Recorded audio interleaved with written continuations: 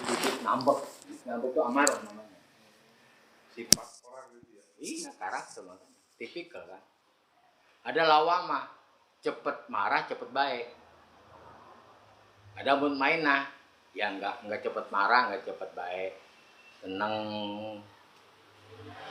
diem itu mutmainah. Nah mutmainah inilah makanya disebut diundang ya ayat Tuhan nafsu mutmainah. Yang diundang oleh Allah yang mutmainah ini, yang butuh pendamping.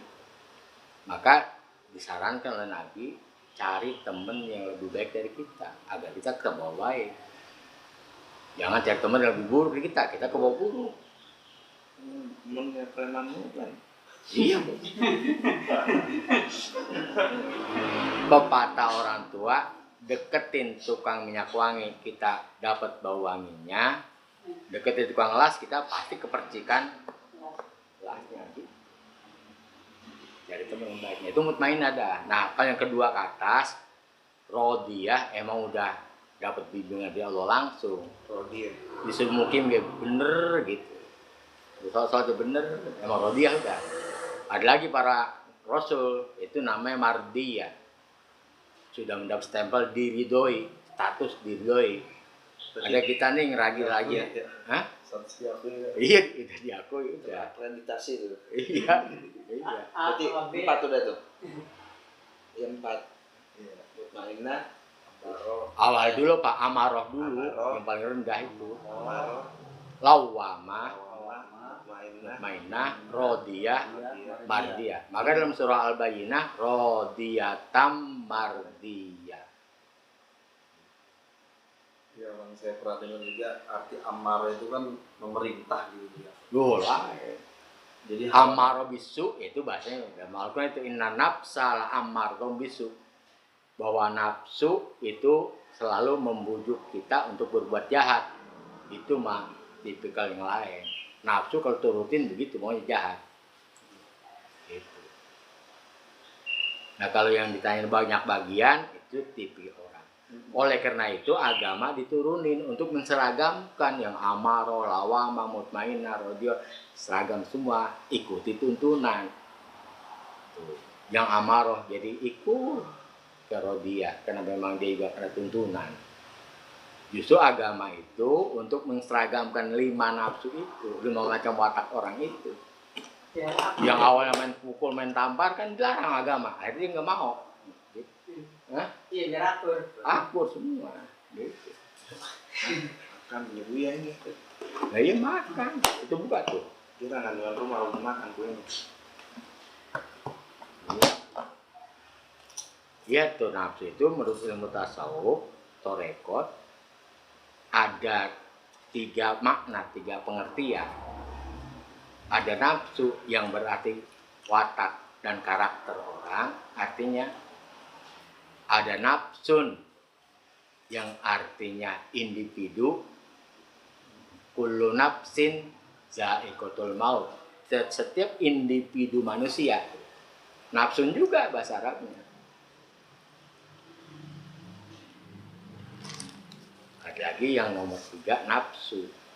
Nafsu itu digabung dengan syahwat. Nafsu syahwat. Itu yang disingkirkan oleh ilmu tasawuf itu nafsu syahwat. Isinya ada 9. Pertama takabur, kedua hasud, ketiga riya, keempat ujub, kelima sum'ah, keenam hubur riyasah, ketujuh hubul jah, kedelapan hirsun, kesembilan tomah. Itu 3 kan hubur riyasah. Catat pakai di buku kertas, banyak kertasnya. Lupa lagi gua ngomong taruh. Pulpen di atas buku ada 5. Lagi nabrak. Ini punya kertas boleh?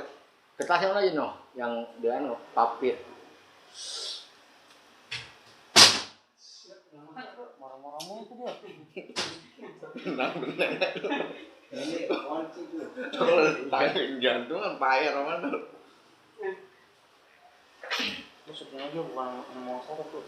Ya, nafsu syahwat itu. Jadi yang ada 3 pengertian nafsu tadi. Ada nafsu yang artinya karakter orang. Nah, nafsu yang itu ada 5. Yang pokoknya ammaroh, lawwamah, mutmainnah, rodiyah, mardiyah. Itu yang nafsu berarti karakter orang, tabiat watak orang. Ada lagi nafsu yang berarti individu, orang perorangan. Yang dalam Al-Quran contohnya kullu nafsin dha'iqatul maut, tiap orang pasti mati. Yang ketiga nafsu yang berarti digabung dengan syahwat, nafsu syahwat. Nah, orang torekot kajiannya itu menghilangkan itu. Nafsu syahwat ada 9 poinnya. 1, takabur, paling pertama tuh iblis. Kedua, hasud.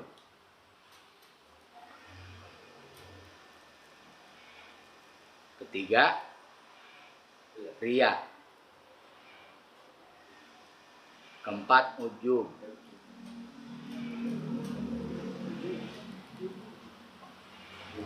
Sum'ah. Keenam, hubbur riyasa.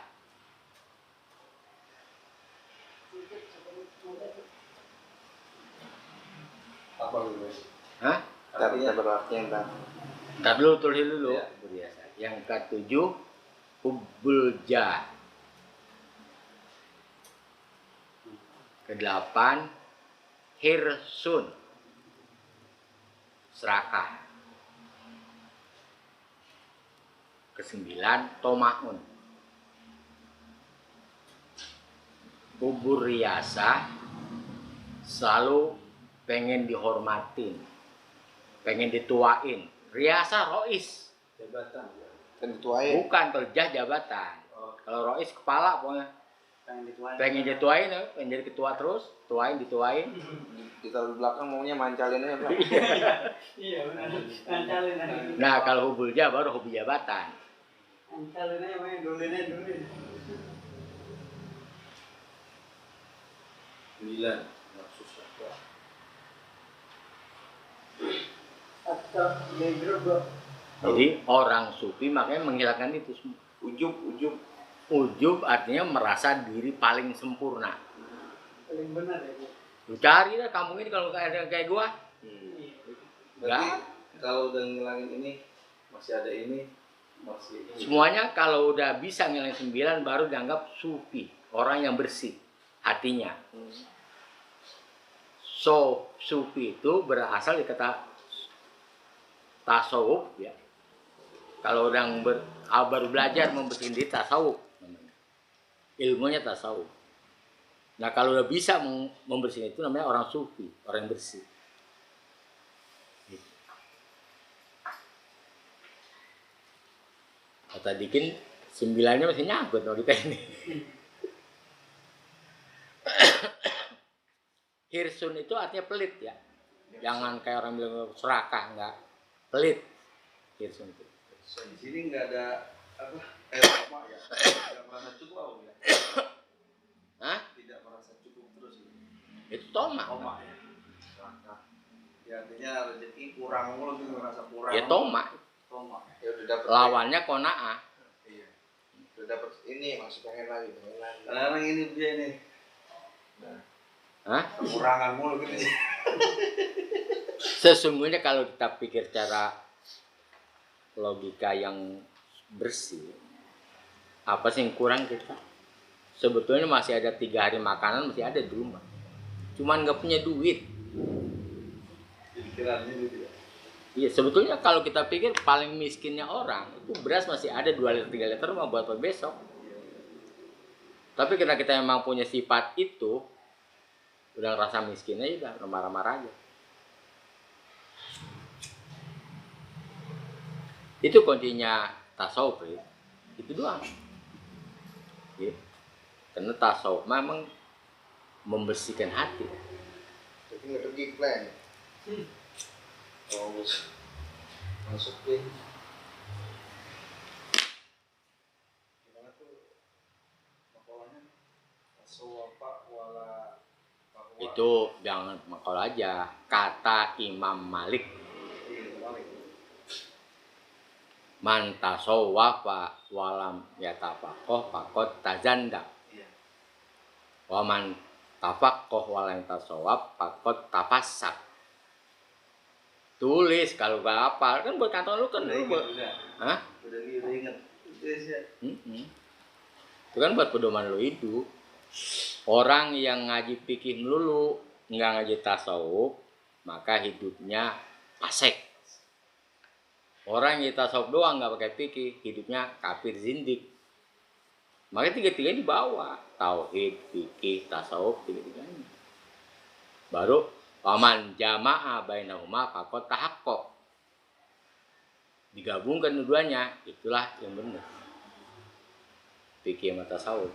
Kalau kesimpulan begini Bu ya, kan ada ihsan, Islam, iman Bu ya. Ini kan sama Terbalik gitu ah. Islam dulu, Islam, iman, ihsan. iman, ihsan. Ya, apa? Kalau misalkan Islamnya ini kan berarti syariat gitu ya. Iya. Fikih, Fikih ya. Terus iman ini kan tauhid. tauhid. Ihsan ini kan tasawuf. Iya. Kalau kesimpulan kita contoh beribadah nih, gerakan dan bacaan itu kan sama saja dengan fikih. Terus keyakinan kita Lah, fikihnya pun ditasawufkan. Bismillahirrahmanirrahim. Hatinya nyambung. Fikihnya ucapannya, hatinya tasawufnya. iya. Kalau tasawufnya Maka jadinya sholatnya khusyuk karena dipadukan antara fikih dan tasawuf. ini sih belum selesai Bu ya. Iya. Nah itu kan kesimpulan seperti itu tuh. Hmm. Nah ada juga orang yang membagikan ada syariat, marifat dengan apa lagi?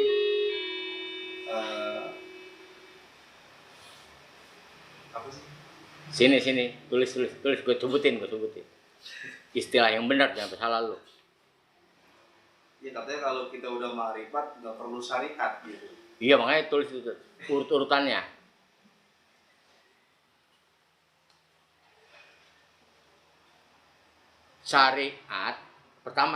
Pertama syariat.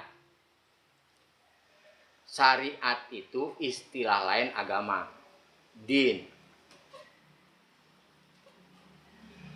Jadi mengamalkan syariat. Terus kudu pakai torekot. Ayo syariat torekot tulis ya, terus aja lo. Syariat Torekot. dan burung.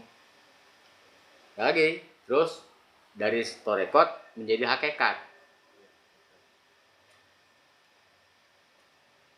Antara syariat, torekot, dan hakikat digabungkan baru makrifat.